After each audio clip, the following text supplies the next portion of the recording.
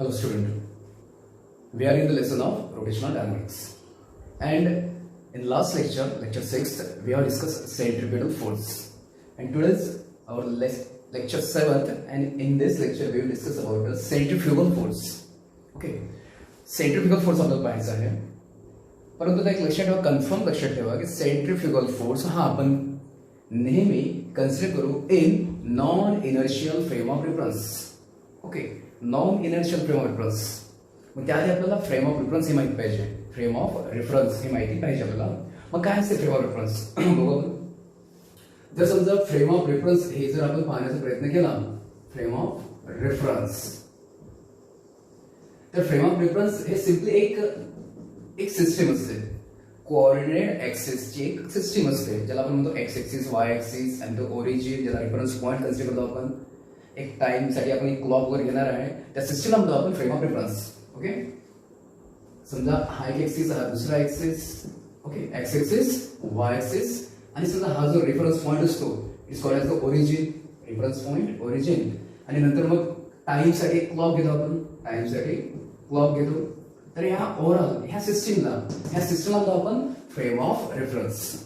Okay, coordinate axis जे आहे with reference point and a clock, overall this system is called as the frame of reference. आणि या frame of रेफरन्सचा use कशासाठी असते, तर confirm लक्षात ठेवा, क्लिअर लक्षात ठेवा की समजा जर एखादा ऑब्जेक्ट आहे, एखाद्या ऑब्जेक्टची स्टेट दाखवायची असेल, पोझिशन दाखवायची असेल, किंवा ऑब्जेक्टची जर समजा ऑब्जेक्ट मोशन जर परफॉर्म करत आहे, ऑब्जेक्टची मोशन दाखवायची असेल, तर त्यासाठी आपण ह्या फ्रेम ऑफ रेफरन्सचा यूज करतो.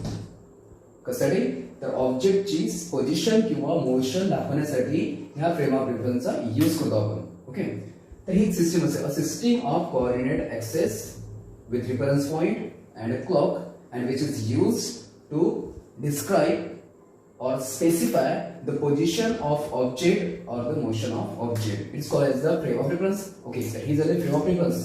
आणि फ्रेम ऑफ रेफरन्स जर म्हटलं आपण, तर याचं जर आपण एक्झाम्पल म्हटलं आपण, फ्रेम ऑफ रेफरन्स कुठली काय असते फ्रेम ऑफ रेफरन्स, हे तर समजा आपण म्हटलं की सिस्टम वगैरे असते, पण एक जनरली जर म्हटलं आपण, तर सपोज कन्सिडर करा की एखादा ऑब्जेक्ट आहे, एखादा हा ऑब्जेक्ट आहे, आणि हा object suppose anti clockwise direction मध्ये सर्क्युलर मोशन परफॉर्म करत आहे.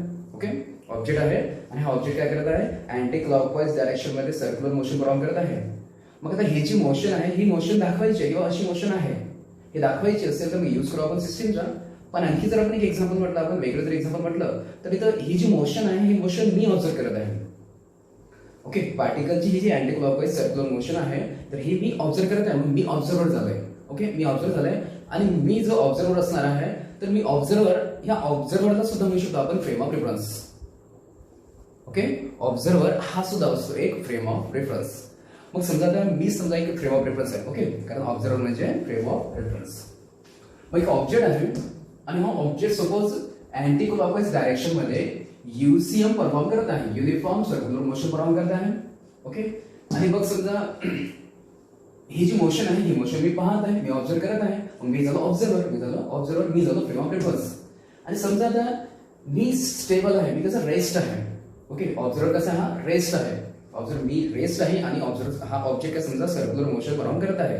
ऑब्झर्वर रेस्ट म्हणजे फ्रेम ऑफ रेफरन्स रेस्ट. मग समजा फ्रेम ऑफ रेफरन्स रेस्ट मध्ये आहे. Okay, frame of reference rest मध्ये आहे, आणि हा ऑब्झर्वर समजा मोशन मध्ये आहे.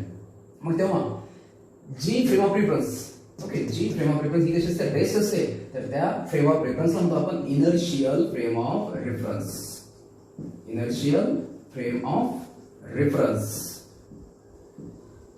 सिंपल आहे. जर एखादी फ्रेम ऑफ रेफरन्स आहे किंवा ऑब्झर्वर आहे, आणि हा जर समजा रेस्ट आहे, फ्रेम ऑफ रेफरन्स रेस्ट आहे, तर त्या फ्रेमला म्हणतो आपण इनर्शियल फ्रेम ऑफ रेफरन्स. आता जर फ्रेम जर रेस्ट मध्ये आहे, तर त्याच्यामध्ये ऍक्सिलरेशन नसेल, म्हणून याला सुद्धा तुम्ही काय म्हणता, याला म्हणता तुम्ही non accelerated frame of reference. याला आपण ऑर्गेनिक काय म्हणू शकतो, आपण non accelerated frame of reference. Okay, it is also called as the non accelerated frame of reference. आता ही जी फ्रेम आहे, ही फ्रेम कशी आहे, रेस्ट मध्ये आहे, इनर्शियल फ्रेम ऑफ रेफरन्स आहे. ओके, आणि त्या फ्रेम मध्ये, त्या इनर्शियल फ्रेम ऑफ रेफरन्स मध्ये आपण पाहत आहे, आपण कन्सिडर करत आहे की आपण ऑब्झर्व करत आहे, ऑब्जेक्ट हा सर्क्युलर मोशन परफॉर्म करत आहे इन अँटी क्लॉकवाइज डायरेक्शन मध्ये, युनिफॉर्म सर्क्युलर मोशन आहे. आणि आपल्याला असं माहित आहे की युनिफॉर्म सर्क्युलर मोशन मध्ये त्या ऑब्जेक्ट वरती, तो जो समजा ऑब्जेक्ट आहे, त्या ऑब्जेक्ट वरती सेंटरकडे एक फोर्स लागतो, त्या ऑब्जेक्टवरती एक फोर्स लागतो आणि तो असतो सेंट्रिपिटल फोर्स. तो असतो सेंट्रिपिटल फोर्स आणि तो बस त्याची डायरेक्शन कुठली असते, त्याची डायरेक्शन असते towards the centre of the circle and along the radius of circle. Okay, तर मग सेंट्रिपिटल फोर्स हा आपण समजा जर कन्सिडर करता इथं, तर इथं समजा सेंट्रिपिटल फोर्स आपण कन्सिडर करता आहे in inertial frame of reference. Okay, आणखी गोष्ट लक्षात ठेवायची आहे की इनर्शियल फ्रेम ऑफ रेफरन्स मध्ये जो सेंट्रिपिटल फोर्स असतो, तर हा आपल्याला एक आणखी दुसरं माहिती आपल्याला की जर समजा ऑब्जेक्ट आहे, ऑब्जेक्टवरती जेवढेही रिअल फोर्सेस लागत असतात, ऑब्जेक्टवरती जेवढेही रिअल फोर्स एक लागेल किंवा दोन लागेल किंवा नंबर ऑफ फोर्स लागणार आहे, त्या सगळ्या रिअल फोर्सेसचा रिझल्टंट फोर्स असतो सेंट्रिपिटल फोर्स. ओके, त्या सगळ्या रिअल फोर्सेसचा रिझल्टंट असतो सेंट्रिपिटल फोर्स. आणि मग आता इथं जर पण म्हटलं आपण असं तर एफसीबी युनिफॉर्म सर्क्युलर मोशन मध्ये एफसीबी हा एकच फोर्स ऍक्ट होत आहे. तर लक्षात ठेवायचं इनर्शियल फ्रेम ऑफ रेफरन्स मध्ये युसीएम मध्ये ऑब्जेक्ट वरती फक्त एकच फोर्स लागतो आणि तो कुठला फोर्स असतो, FCB, vector FCB, centripetal force. आणि म्हणून मग इनर्शियल फ्रेम ऑफ रेफरन्स मध्ये एकच फोर्स लागतो. ओके, आता जर समजा आपण असं जर म्हटलं आपण की एकच फोर्स लागत आहे आणि तो लागत आहे समजा सेंट्रिपिटल फोर्स लागत आहे, मग सेंट्रिफ्युगल फोर्स केव्हा लागतो, तर सेंट्रिफ्युगल फोर्स ह्यामध्ये हा जो फोर्स आपण कन्सिडर करणार आहे हा दुसऱ्या फ्रेम ऑफ रेफरन्स मध्ये असते. जसं हा जर फ्रेम ऑफ रेफरन्सचा एक टाइप झाला इनर्शियल फ्रेम ऑफ रेफरन्स जी फ्रेम रेस्ट असते, फ्रेम ऑफ रेफरन्सचा दुसरा जो टाइप असते की त्याच्यामध्ये फ्रेम रेस्ट नसेल, त्याच्यामध्ये फ्रेम रेस्ट नसेल तर ते त्या फ्रेम मध्ये ऍक्सिलेशन असेल, त्या फ्रेम ऑफ रेफरन्स मध्ये काय असेल, ऍक्सिलेशन असेल. ऑब्झर्वर म्हणा जी फ्रेम असेल ती त्याच्यामध्ये काय असेल, ऍक्सिलेशन असेल. ओके, आणि त्या non inertial frame of reference मध्ये आपल्याला कन्सिडर करायचं आहे सेंट्रिफ्युगल फोर्स. म्हणजे आता आपण इथे काय एक सिंपल आपण एक्झाम्पल घेणार आहे की मेरी ग्राउंड आहे. ओके, ज्यावेळी समजा लहान मुलं वगैरे बसत असतात वगैरे समजा खेळत असतात. ओके, तर मेरी ग्राउंड आहे, मेरी ग्राउंड आणि हा मेरी ग्राउंड समजा त्याच्या एक्सिसच्या त्याच्या व्हर्टिकल एक्सिसच्या अबाउट मध्ये तो काय मेरी ग्राउंड समजा रोटेट होत आहे, रिव्हॉल्व होत आहे आणि त्या मेरी ग्राउंडच्या समजा चेअर्स वगैरे असणार आहे. ओके, त्या चेअर समजा असे रोटेट होत आहे. तर इथं जे समजा आपण ही पहिली जी केस पाहिलेली आहे की मेरी ग्राउंड आहे, मेरी ग्राउंड मध्ये ज्या चेअर्स आहेत त्या चेअर्स सर्क्युलर युसीएम परफॉर्म करत आहे, युनिफॉर्म सर्क्युलर मोशन परफॉर्म करत आहे चेअर्स, आणि आपण त्याला ऑब्झर्व करत आहे, आपण त्याला ऑब्झर्व करत आहे. ओके, आपण जर फ्रेम ऑफ रेफरन्स रेस्ट मध्ये आहे आणि त्या फ्रेम मध्ये आपण काय ऑब्झर्व करत आहे, जे समजा मेरी ग्राउंडची चेअर काय करत आहे ते युनिफॉर्म सर्क्युलर मोशन परफॉर्म करत आहे. ओके, आता जर आपण समजा सेंट्रिफ्युगल फोर्स पाहण्याचा प्रयत्न केला आपण तर तो आपण काय म्हटलंय तो असतो दुसऱ्या फ्रेम मध्ये. मग तो दुसऱ्या फ्रेम मध्ये काय असेल म्हणजे नॉन इनर्शियल फ्रेम मध्ये. नॉन इनर्शियल फ्रेम मध्ये काय असते, तर तुम्हाला इथं जी समजा नॉन इनर्शियल फ्रेम असेल तर ती नॉन इनर्शियल फ्रेम म्हणजे ऑब्झर्वर हा सुद्धा मोशन मध्ये असला पाहिजे मग, किंवा हा सुद्धा मोशन मध्ये असतो नॉन इनर्शियल फ्रेम मध्ये. मग आता ऑब्झर्वर म्हणजे आपण ठीक मगाशी जो आपण समजा त्या मेरी ग्राउंडच्या साईडला आपण रेस्ट मध्ये होतो, तर आता हा जो आपण ऑब्झर्वर आहे हा ऑब्झर्वर काय असेल, हा ऑब्झर्वर सुद्धा काय असेल, तो ऑब्झर्वर स्वतः सेल्फ तो त्या मेरी ग्राउंडची जे समजा चेअर असेल, मेरी ग्राउंडची चेअर समजा ती रोटेशन मोशन बनवून करताय, रिव्हॉल्व होत आहे, सर्कल मोशन बनवून करताय, तर स्वतः ऑब्झर्वर हा सुद्धा त्या चेअरवरती बसलेला असेल, त्या चेअरवरती समजा असेल आणि तो ऑब्झर्वर सुद्धा मूव्ह होत असेल त्या चेअरच्या डायरेक्शन मध्ये. म्हणजे बघा मग जो ऑब्झर्वर होता तो ऑब्झर्वर सुद्धा काय होता, तो रोटेट होत आहे, ऑब्झर्वर हा सुद्धा काय होत आहे, रोटेट होत आहे. मग असे जर कंडिशन समजा असेल की जेव्हा समजा हा ऑब्झर्वर सुद्धा ऑब्झर्वर आणि ऑब्झर्वर म्हणजे काय फ्रेम, ऑब्झर्वर म्हणजे ज्याला आपण फ्रेम, ती फ्रेम ऑफ रेफरन्स सुद्धा ती सुद्धा होते रोटेट. ऑब्झर्वर जर रोटेट होत असेल तर याचं मिनिंग काय, ती फ्रेम ऑफ रेफरन्स सुद्धा काय रोटेट होत आहे. आणि समजा हा ऑब्झर्वर हा रोटेट होत आहे विथ युनिफॉर्म सर्क्युलर मोशन, कारण मेरी ग्राउंड म्हटलं आपण त्याच्यामध्ये चेअर परफॉर्म करते युनिफॉर्म सर्क्युलर मोशन. ओके, आणि मग तिथंच म्हटलं आपण हा ऑब्झर्वर त्या चेअरवरती आहे, मग चेअर जर युसेम परफॉर्म करत असेल तर मग ऑब्झर्वर सुद्धा परफॉर्म करता युनिफॉर्म सर्क्युलर मोशन. मग हा जो ऑब्झर्वर आहे, ऑब्झर्वर हा सुद्धा परफॉर्म करत आहे युनिफॉर्म सर्क्युलर मोशन. आणि ऑब्झर्वर म्हणजेच काय, फ्रेम ऑफ रेफरन्स हा परफॉर्म करत आहे युनिफॉर्म सर्क्युलर मोशन. बरं, मग फ्रेम ऑफ रेफरन्स जर समजा युसीएम परफॉर्म करत असेल तर आपल्याला इथे माहित आहे की जेव्हा एखादा ऑब्झर्वर हा युसीएम परफॉर्म करेल त्यावर सुद्धा ऍक्ट होणार आहे सेंट्रिपिटल फोर्स. म्हणजे मग हा जो ऑब्झर्वर आहे त्या ऑब्झर्वर सुद्धा ऍक्ट व्हायला पाहिजे सेंट्रिपिटल फोर्स हा वेक्टर एफसीबी. का बरं, कारण ऑब्झर्वर सुद्धा तो परफॉर्म करताय युसीएम. ओके, म्हणून ऑब्झर्व्ह वरती एफसीपी लागायला पाहिजे, सेंट्रल फोर्स लागायला पाहिजे, किंवा मग त्या जी फ्रेम ऑफ रेफरन्स आहे त्या फ्रेम ऑफ रेफरन्स वरती एफसीपी लागायला पाहिजे. ओके, सेंट्रल फोर्स लागायला पाहिजे. आणि एक आणखी आपल्याला कसं माहित आहे की युसीएम मध्ये युनिफॉर्म सर्क्युलर मोशन मध्ये काय असते, ऑब्जेक्टवर ऍक्ट होते सेंट्रिपिटल ऍक्सिलरेशन. सेंट्रिपिटल ऍक्सिलरेशन, मग हा जो ऑब्झर्वर आहे युसीएम परफॉर्म करत आहे त्यावर पण ऍक्ट व्हायला पाहिजे सेंट्रिपिटल ऍक्सिलरेशन. म्हणजे मग त्यामध्ये सुद्धा ऑब्झर्वर मध्ये किंवा मग फ्रेम ऑफ रेफरन्स मध्ये काय असेल, सेंट्रिपिटल ऍक्सिलरेशन असणार आहे. आणि म्हणून मग आता ही जी फ्रेम असेल, ओके, ही जी फ्रेम असेल तर ह्या फ्रेमला काय म्हणू आपण, तर ह्या फ्रेमला म्हणू आपण ऍक्सिलरेटेड फ्रेम ऑफ रेफरन्स, कारण त्याच्यामध्ये काय आहे ते सेंट्रिपिटल ऍक्सिलरेशन आहे. ओके, म्हणून मग ह्या फ्रेमला म्हणतो आपण accelerated frame of reference. Accelerated frame of reference. Okay, आणि अशी फ्रेम की ज्याच्यामध्ये ऍक्सिलरेशन असणार आहे, ज्याला ऍक्सिलरेटेड फ्रेम ऑफ रेफरन्स म्हणतो आपण, तर त्यालाच ऑर मध्ये काय म्हणतो आपण, it's also called as the non inertial frame of reference. Non inertial frame of reference. तर सेंट्रिफ्युगल फोर्सची आपण कन्सेप्ट पाहत आहे, ते कन्सेप्ट कशामध्ये असते, non inertial frame of reference मध्ये ते असते, ते पण आपल्याला चांगलं क्लिअर समजून घ्यायचं आहे. ओके, तर मग आता इथे समजा आपण हा जो आपण ऑब्झर्वर होतो, आपण जर ऑब्झर्वर होतो, जर समजा ऑब्झर्वर आहे आणि हा ऑब्झर्वर त्या मेरीगो राऊंड वर समजा रोटेट होता युनिफॉर्म सर्क्युलर मोशन मध्ये. आता काय करायचं, ऑब्झर्वरने जर समजा त्याचे डोळे जर समजा क्लोज केले, आय जर क्लोज केले, तर त्याला काय फील होणार आहे, एक तर तो काय समजा तिची समजा मेरीगो राऊंड आहे आणि तो सुद्धा काय होत आहे, युसीएम परफॉर्म करत आहे. आणि तेव्हा काय करायचंय, त्याने जर त्याचे स्वतःचे डोळे समजा क्लोज जर केले तर त्याला काय फील होणार आहे, किंवा आपल्याला काय फील होणार, आपण जर समजा आपल्याला काय फील होणार आहे, जरी आपण त्या मेरीगो राऊंड मध्ये युनिफॉर्म सर्क्युलर मोशन परफॉर्म करत आहे तरी आपल्याला फील होणार आहे रेस्ट. ओके, काय फील होणार आहे की आपण रेस्ट मध्ये आहे, आपण डोळे क्लोज केले तर आपल्याला फील होणार आपण रेस्ट मध्ये आहे. बट हे कसं काय पॉसिबल, कारण आपण तर परफॉर्म करत आहे युनिफॉर्म सर्क्युलर मोशन, आणि युनिफॉर्म सर्क्युलर मोशन जेव्हा एखादा ऑब्जेक्ट किंवा ऑब्झर्वर परफॉर्म करते तर त्याला फील व्हायला पाहिजे एफसीपी, सेंट्रल फोर्स. त्याला फील व्हायला पाहिजे सेंट्रल फोर्स, बरोबर आहे, कारण आपल्याला माहित आहे की जेव्हाही एखादा ऑब्जेक्ट युसीएम परफॉर्म करेल तर त्यावरती लागतो सेंट्रल फोर्स लागतो, आणि तो लागतो कुणीकडे, टुवर्ड्स सेंटर, आणि तो सेंट्रल फोर्स आपल्याला फील व्हायला पाहिजे. ओके, आपण जर समजा रिव्हॉल्व होता युसीएम मध्ये तर आपल्याला फील व्हायला पाहिजे सेंट्रल फोर्स फील व्हायला पाहिजे, पण तसं होत नाही. आपल्याला फील होते आपण रेस्ट मध्ये आहे, आपल्याला फील होते आपण रेस्ट मध्ये आहे.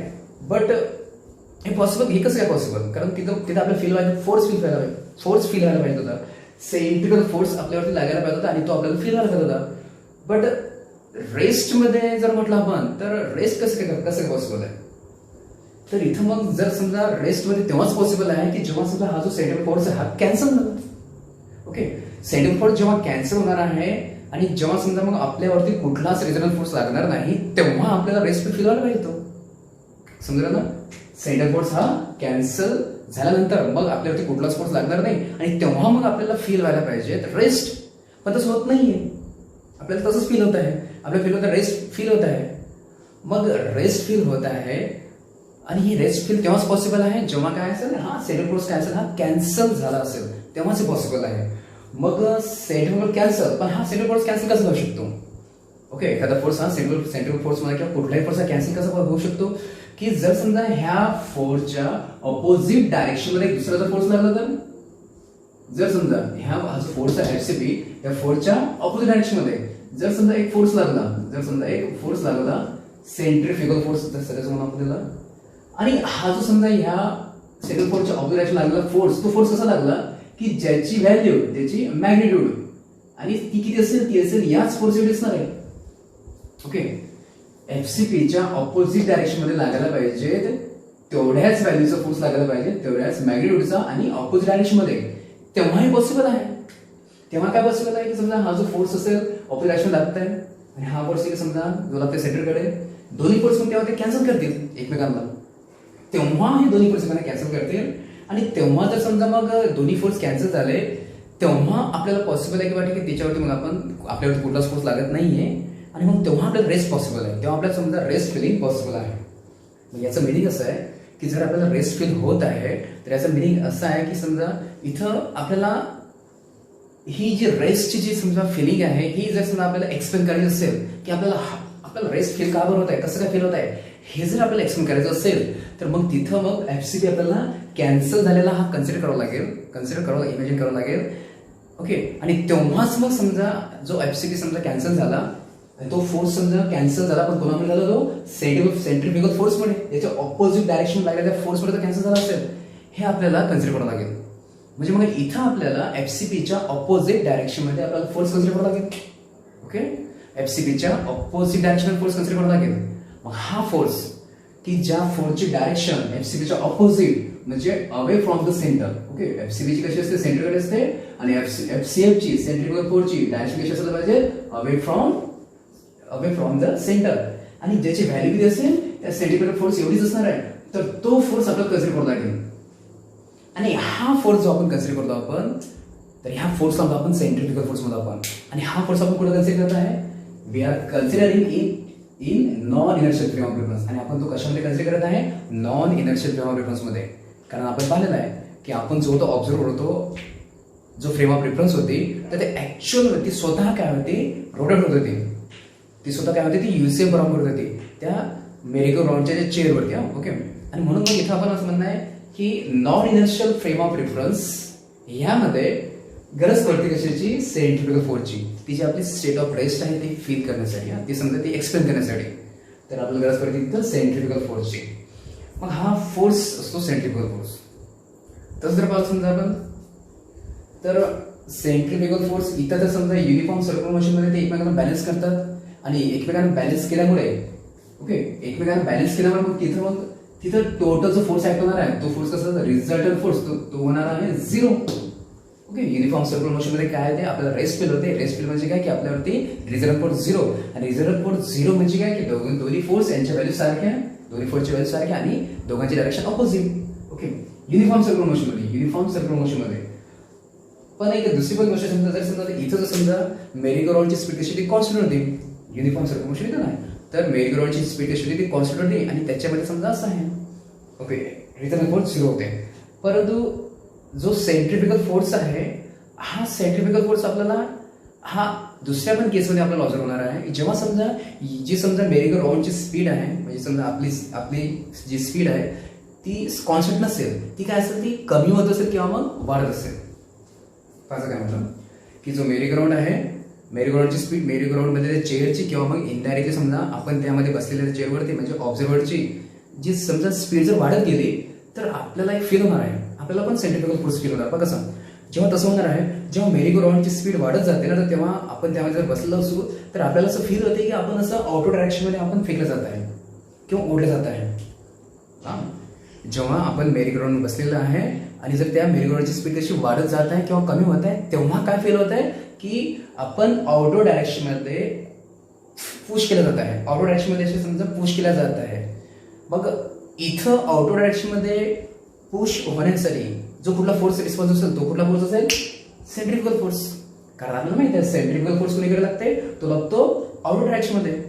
म्हणून मग तिथं काय असेल, जेव्हा समजा जेव्हा त्या मेरीगोराउंडची स्पीड वाढत जात असेल, तर तेव्हा काय असेल, आउटडोर डायरेक्शनमध्ये जेव्हा समजा आपण फील होत आहे, आपल्याला समजा किंवा आउटडोर डायरेक्शन आपण जर फुल होत आहे, पण आउटडोर डायरेक्शनमध्ये पुश होणे हे केव्हा पॉसिबल आहे, एक तर समजा सेंट्रिफ्युगल फोर्समुळे, पण तिथं सेंट्रिफ्युगल फोर्स याची व्हॅल्यू जास्त झाली असेल, तेव्हाच ते पॉसिबल आहे की समजा आपण आउटडोर डायरेक्शनमध्ये समजा पुश होत आहे.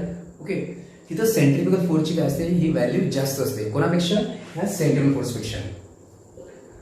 क्लिअर लक्षात आहे की समजा जर मेरी ग्राउंडची स्पीड वाढत जात असेल किंवा कमी होत असेल, तर तेव्हा आउटडोर डायरेक्शन आपण पुश होत आहे, याचा मिनिंग काय होत आहे की तिथं काय असेल, तिथं त्या सेंट्रिफ्युगल फोर्सची मॅग्निट्यूड ही काय असते, जास्त असते. डायरेक्शन अवेच असतो ना, डायरेक्शन अवे फ्रॉम द सेंटरच असणार आहे, पण तिथे त्याची व्हॅल्यू काय असते, जास्त असते कोणापेक्षा, ह्या सेंट्रिफ्युगल फोर्सपेक्षा. ओके.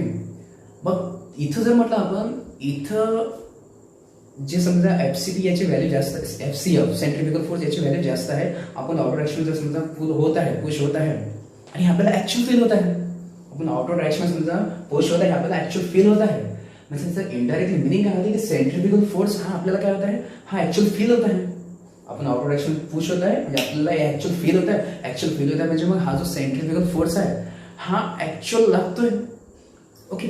म्हणजे हा इमॅजिनरी फोर्स नाही आहे, म्हणजे हा आपण त्याला समजा इमॅजिनरी फोर्स किंवा फिक्शस फोर्स आपण त्याला कन्सिडर नाही करू आपण, कारण हा ऍक्च्युअली आपल्याला फील होत आहे. मग आपण त्याला इमॅजिनरी फोर्स म्हणणे किंवा फिक्शस फोर्स म्हणणे हे थोडंसं समजा इम्प्रॉपर होणार आहे. हा त्याला तुम्ही काय म्हणू शकता, जर एफसीपी हा जर समजा रिअल फोर्सेसचा रिझल्ट फोर्स असेल तर एफसीएफ हा जो फोर्स असणार आहे तर त्याला आपण कन्सिडर करायचं, आपण त्याला म्हणू शकतो आपण it is a non real force.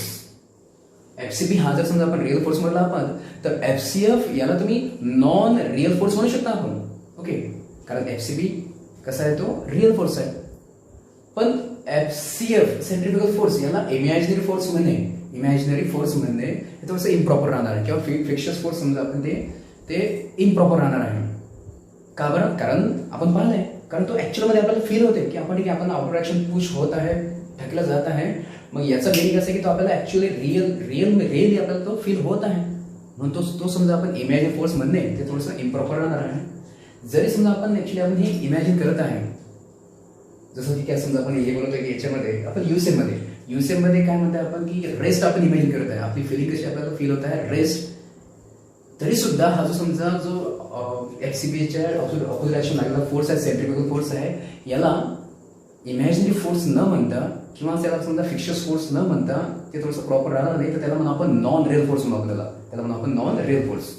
मग हा सेंट्रिफ्युगल फोर्स झाला नॉन रिअल फोर्स. ओके, आता आपल्याला हा जो सेंट्रिफ्युगल फोर्स आहे, या सेंट्रिफ्युगल फोर्स याची आपल्याला डेफिनेशन पाहायचे, याचे फॉर्म्युलेस पाहायचे, याची मॅग्नेट सुद्धा पाहायचे, किंवा मग याचे समजा एक्झाम्पल सुद्धा पाहायचे. बघू,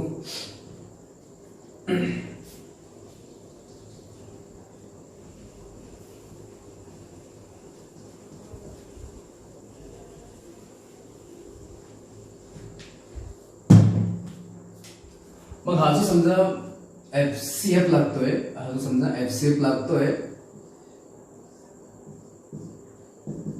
सेंटरकडे एफसीपी आणि अवे फ्रॉम सेंटर एफसीएफ. याला जर आपण डिफाईन करण्याचा प्रयत्न केला तर एक तरफ फोर्स ऍक्ट होता है ऑब्जेक्ट वरती, जो ऑब्जेक्ट परफॉर्म करता है युनिफॉर्म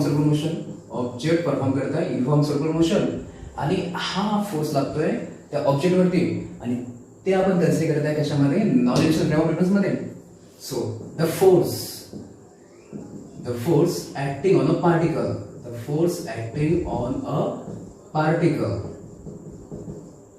आणि जो पार्टिकल परफॉर्म करता है uniform circular motion, particle performing UCM uniform circular motion, आणि जो आपण कन्सिडर करत आहे non inertial frame of reference मध्ये, which is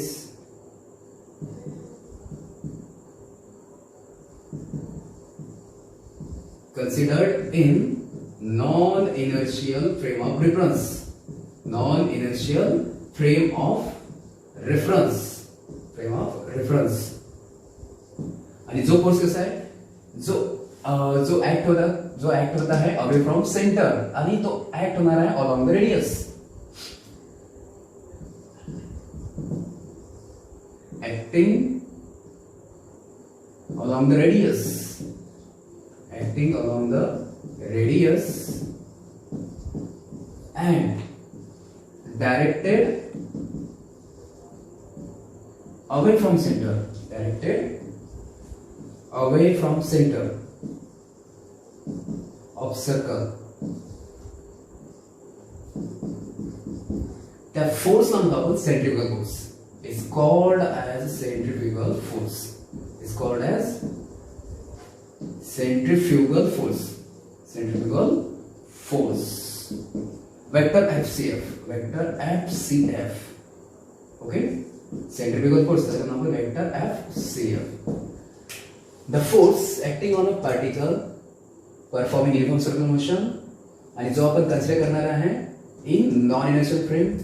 Okay, non inertial frame of reference, आणि जो force acting along the radius, जो फोर्स ऍक्ट होता है रेडियसली, अलॉन्ग द रेडियस, आणि ज्याची डायरेक्शन आहे away from the centre of circle, it is called as the centrifugal force. Okay, हा जो सेंट्रिफ्युगल फोर्स आहे याची व्हॅल्यू किती असते, त्या सेंट्रिफ्युगल फोर्स एवढीच असते. The magnitude of centrifugal force is same, equal as that of the FCB. The magnitude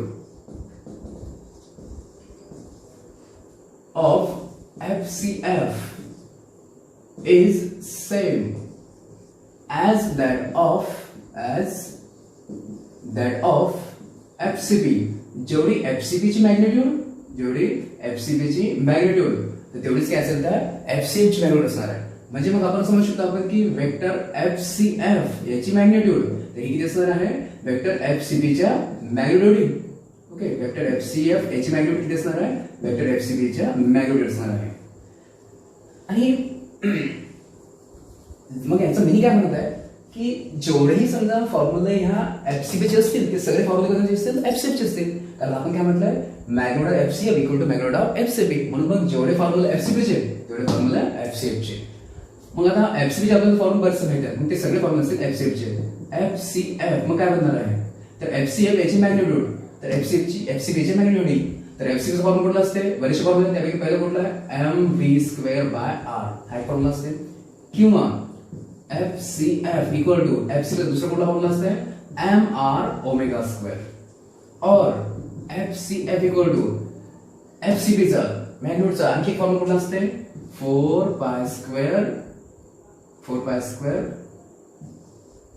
m 4π² एक सेकंड m r आणि ओमेगा म्हणजे काय असते ओमेगा म्हणजे असते 4π² n². 4π² n² म्हणजे mr 4π² n². हा झाला FCB चा आणखी फॉर्म्युला आणि तोच कशाचा असणार आहे FCF चा असेल मॅग्निट्यूडचा फॉर्म्युला. आणि लास्ट मध्ये FCF आणखी कुठला फॉर्म्युला असते mr आणि 4π² आणि n² म्हणजे काय असते 1/t². म्हणजे जेवढी फॉर्म्युले हे सगळे फॉर्म्युलाचे FCB चे फॉर्म्युले व्हॅल्यूचे मॅग्निट्यूडचे ते सगळे फॉर्म्युले बनणार आहेत FCF चे. तर हे समजा FCF सेंट्रिफ्युगल फोर्सची मॅग्निट्यूड. परंतु जर म्हटलं आपण आता सेंट्रिफ्युगल फोर्स हा वेक्टर फॉर्म मध्ये जर लिहायचं म्हटलं आपण तर त्यात थोडासा डिफरन्स आहे बघा. एक तर आपल्याला माहित आहे की FCP हा जो लागतो सेंटरकडे FCB लागतो सेंटरकडे आणि रेडियस वेक्टर जो असतो तो असतो अवे फ्रॉम सेंटर. आणि म्हणून मग तिथे काय असते की FCB आणि रेडियस वेक्टर या दोघांचे डायरेक्शन कशा ऑपोजिट असतात. आणि म्हणून FCP च्या फॉर्म्युल्यामध्ये तिथे मायनस असते. आपल्याला माहित आहे की जो समजा FCP असतो सेंट्रिफ्युगल फोर्स तर त्याच्या मॅग्निट्यूड त्याच्या वेक्टर फॉर्म मध्ये मायनस असते. म्हणजे आपल्याला माहिती आहे की vector FCP we know that vector FCP काय असते मायनस आणि समजा तो mv²/r × r0 कॅप किंवा युनिट वेक्टर r. ओके, तर FCP च्या वेक्टर फॉर्म मध्ये मायनस असते आणि ही मायनस काय सांगते की FCP ची डायरेक्शन ही रेडियस वेक्टरच्या ऑपोजिट डायरेक्शन मध्ये असते. ओके, FCB सेंटरकडे रेडियस वेक्टर अवे. मग इथं FCB साठी FCB च्या बरोबर मायनस असणार आहे. ओके, परंतु जर आपण जर म्हटलं FCF पावर FCB डायरेक्शन कशी आहे त्याची पण डायरेक्शन अवे फ्रॉम सेंटर आहे आणि जो रेडियस वेक्टर आहे त्याची पण डायरेक्शन अवे फ्रॉम सेंटर आहे. म्हणजे मग आपण रेडियस वेक्टर आणि समजा FCF या दोघांची डायरेक्शन सेम आहे. मग दोघांची डायरेक्शन जर सेम असलं तर म्हणून मग FCF च्या वेक्टर फॉर्म मध्ये मायनस नसेल. म्हणून मग FCF सेंट्रिफ्युगल फोर्स याला जर आपण वेक्टर फॉर्म मध्ये लिहिण्याचा प्रयत्न केला आपण तर तिथं त्याच्यामध्ये मायनस नसेल. मग ठीक आहे ती समजा प्लस असणार आहे किंवा नसेलच. तर मग आपण mv²/r × r हा डिफरन्स आहे सेंट्रिफ्युगल फोर्सच्या वेक्टर फॉर्म मध्ये आणि सेंट्रिफ्युगल फोर्सच्या वेक्टर फॉर्म मध्ये. कारण सेंट्रिफ्युगल फोर्सच्या वेक्टर फॉर्म मध्ये मायनस नसणार आहे कारण दोघांच्या डायरेक्शन सेम असतात. ओके, हा मला मग centrifugal force in vector form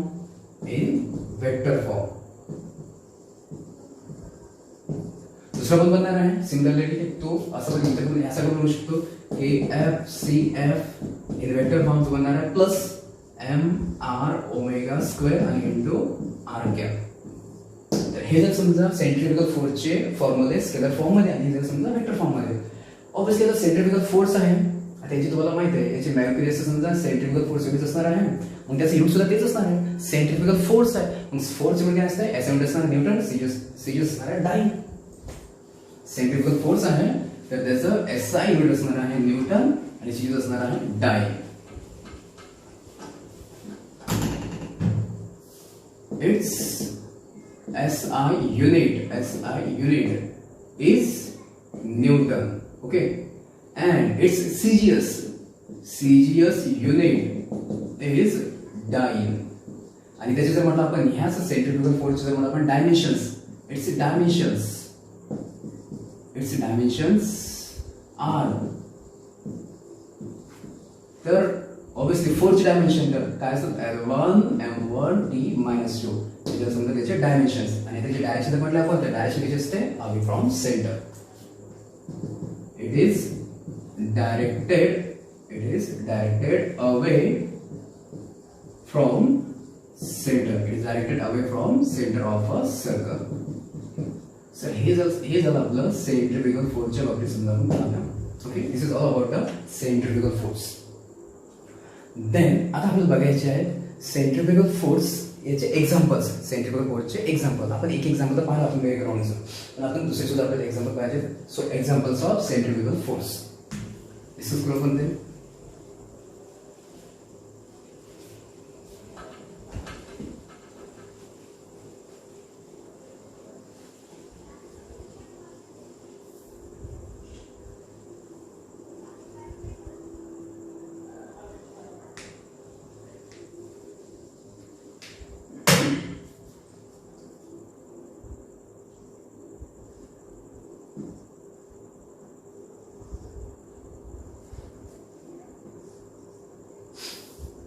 So examples.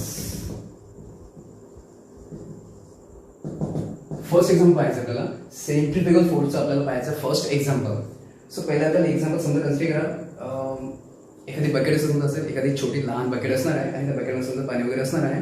आणि त्याला जर आपण त्या बकेटला आपण काय केलं आहे, त्या बकेटला आपण समजा स्ट्रिंग आपण टाय केला आहे. ओके, एक लहान बकेट आहे, त्याच्यामध्ये पाणी वगैरे समजा आहे, त्याला समजा आपण स्ट्रिंग टाय केलेला आहे. आणि काय करायचं आहे तर त्या पूर्ण समजा भरलेल्या बकेटला काय करायचं असं व्हर्टिकल सर्कल रिव्हॉल्व करायचं आहे. समजा स्ट्रिंग आहे आणि ते समजा बकेटमध्ये समजा काहीतरी पाणी वगैरे असणार आहे आणि त्या बकेटला काय करायचं आहे व्हर्टिकल सर्कल रिव्हॉल्व करायचं आहे. ओके, असं व्हर्टिकल सर्कलमध्ये रिव्हॉल्व करायचं आहे पर्टिक्युलर स्पीडमध्ये. अशी कमी वगैरे स्पीड समजा पर्टिक्युलर स्पीड पाहिजे, पर्टिक्युलर स्पीड त्याला काय करायचं आहे असं रिव्हॉल्व करायचं आहे. मग आता त्याने काय होणार मग समजा जर त्या बकेटला समजा एखादी समजा बकेट वगैरे समजा असेल आणि त्याला आपण काय केलंय व्हर्टिकल सर्कलमध्ये आपण रिव्हॉल्व केलंय. आणि त्याच्यामध्ये तर पाणी असणार आहे, परंतु पर्टिक्युलर स्पीडने जर आपण त्याला रिव्हॉल्व केलं तर ही जी बकेट समजा आहे ही बकेट खाली तर समजा अशी सरळ असणार आहे. पण ठीक आहे, जेव्हा ही बकेट अशी वर जाणार आहे, तेव्हा ती उलटी होणार आहे.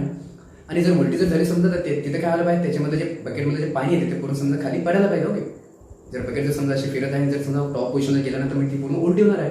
उलटी झाली त्याच्यामधलं पाणी पूर्ण खाली पडायला पाहिजे. ओके, परंतु तुम्ही जर समजा याला पर्टिक्युलर स्पीड जर समजा आपण पर्टिक्युलर स्पीड जर आपण त्याला रोटेट केलं, त्याला रिव्हॉल्व केलं तर त्याच्यामधलं जे पाणी ते पाणी फॉल होणार नाही, ते खाली पडणार नाही. पर्टिक्युलर स्पीड जर आपण त्याला रिव्हॉल्व केलं तर पाणी खाली पडणार नाही. ऍक्च्युअली एक्झाम्पल तुम्ही घरी करून पाहायचंय.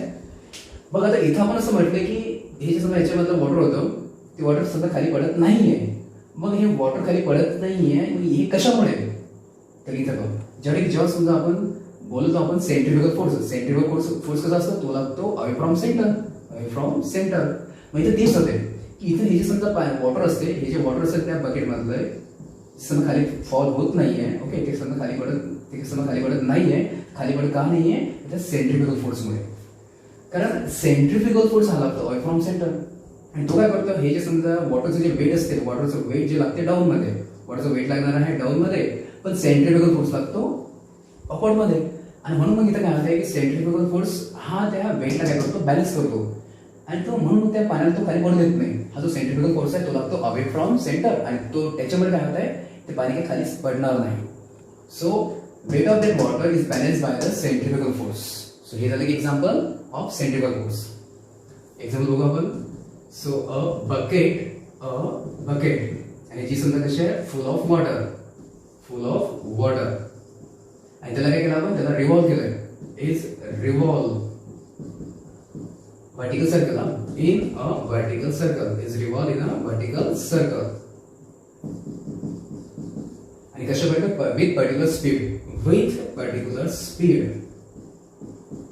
with particular speed so that water does not fall, so that the water does not fall.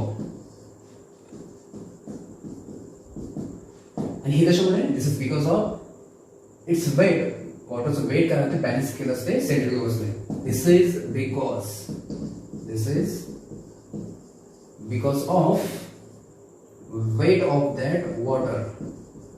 Weight of the water is balanced by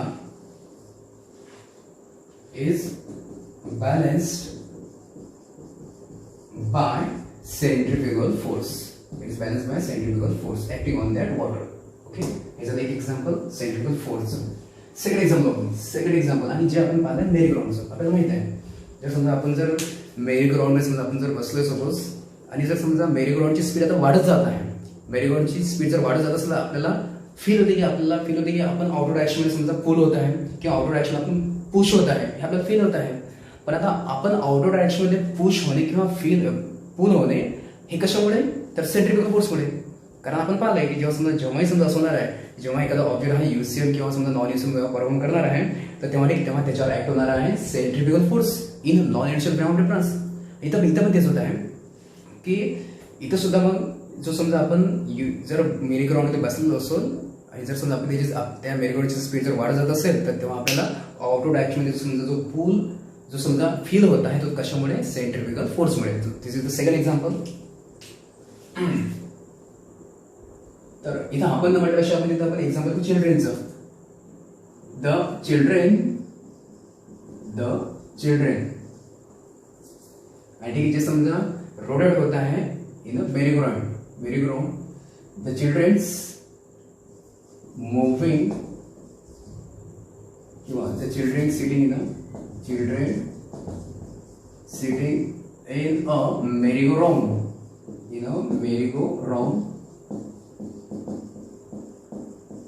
आणि मेरी ग्राउंड क्या होता है? तो होता है मूव होता है यूनिफॉर्मली. मेरी ग्राउंड आणि मेरी ग्राउंड कसा आहे? तो इट इज मूविंग और rotating. Merry ground is rotating about its axis of rotation. तर ते जे चिल्ड्रन आहे they feel an outer push. feels an outward pull म्हणा किंवा outward push आणि because of the centrifugal force acting on that children. This is because of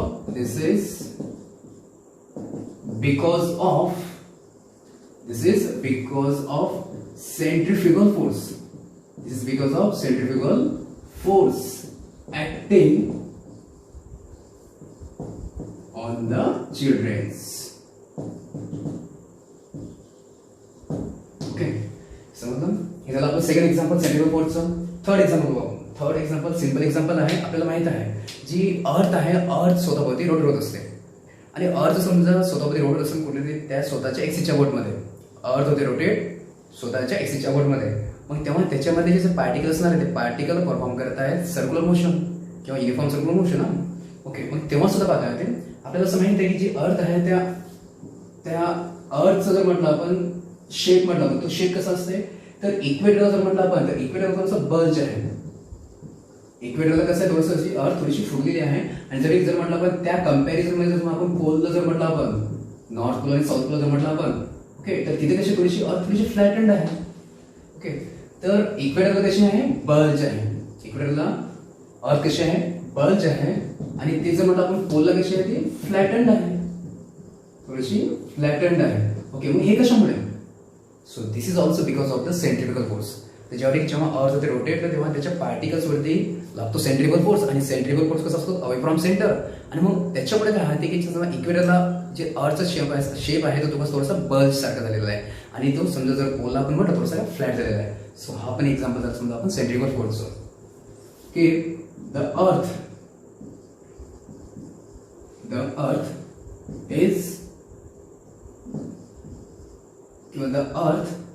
is bulged at its equator.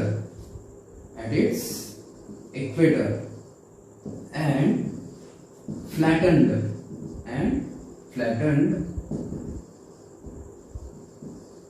at its pole because of centrifugal force.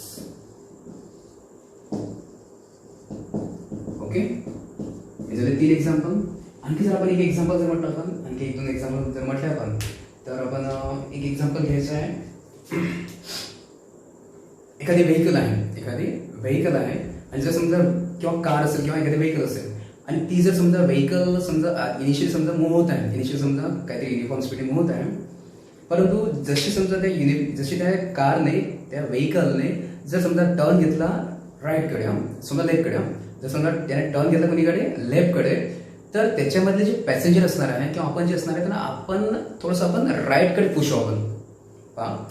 G car आहे ती car काय करणार आहे, car suddenly turn घेत आहे लेफ्टकडे, तर त्याच्यामध्ये जे पॅसेंजर आहे तर आपल्याला फील होते की आपण जात आहे राईटकडे. ओके, आपण जात आहे राईटकडे. पहा मग आता आपण जर राईटकडे जात आहे म्हणजे मग आपल्यावरती समजा फोर्स लागतोय. ओके, मग आपल्याला तिथं ठीक आहे, तिथं जो फोर्स असा ऍक्ट होत असेल आपल्यावरती तो फोर्स असणार आहे सेंट्रिफ्युगल फोर्स.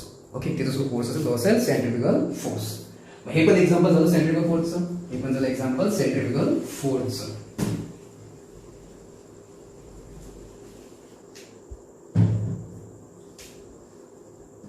काय एक्झाम्पल की अ व्हेकल किंवा a car moving along a road आणि जर समजा त्याने घेतला it takes suddenly takes a turn in left direction, takes a sudden turn towards left direction, the passenger in that car they will experience a rightward push. The passengers in a car experiences the rightward push